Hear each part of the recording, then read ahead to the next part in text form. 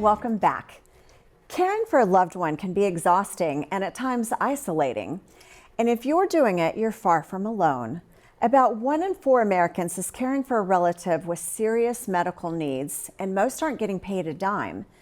Heather Graff is in Maryland with one woman juggling it all and shows us why advocates say the caregiving crisis isn't coming, it's already here. It's just past 6 a.m. on a rainy morning in Maryland. The day is the 13th. And Pamela Talley has been awake for hours. Cold coffee, it still works. Cooking, cleaning, prepping, packing, and generally going nonstop. Good morning. Once her son is awake, he's the priority. Xander is autistic and has minimal language skills. Ready? His daily routine, largely reliant on his mom. Have a good day. For Pamela, there is no time to waste. One down. A caregiver not just for her child, but her husband as well.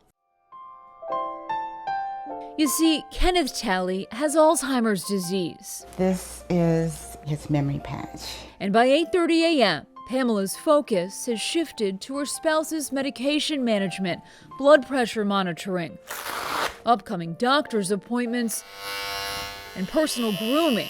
So you got a lot on your plate. I have a lot on my plate. I do. He was my co-pilot, we co-piloted this life together. And I thought, how many more memories are we gonna have? How am I gonna support the whole family through this? Such is the demanding life of a family caregiver. And as of 2025, the National Alliance for Caregiving says 63 million Americans are doing just that. This new report warns of a dramatic increase in the number of caregivers nationwide, up by 20 million since 2015, as people are living longer and the U.S. population is aging. Is there a caregiving crisis in this country?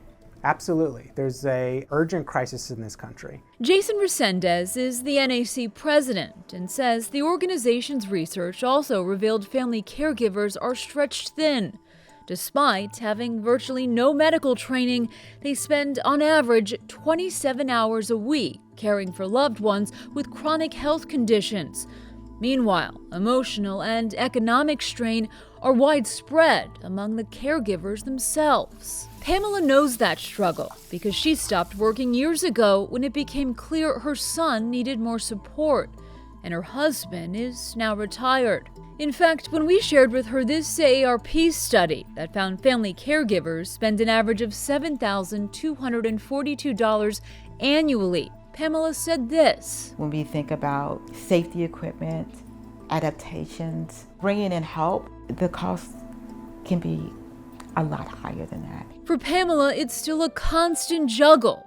But since Kenneth is a veteran, they eventually secured some in-home assistance through the VA. Companion care coming today at 10 o'clock.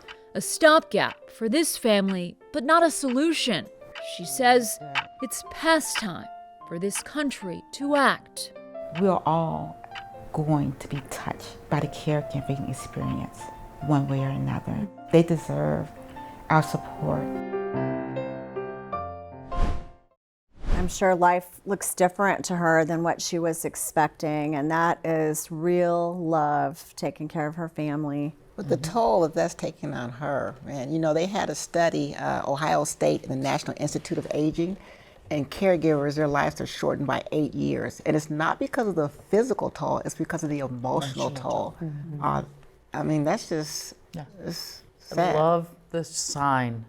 She needed a hero, so she became one. Yeah. Her family needed the hero, and she became that for them. And heroes do lay down their life, oftentimes. And I hope that she looks really, really good for all that she's under. And you have to remember that self-preservation is key, because you cannot help anybody else if you don't preserve yourself.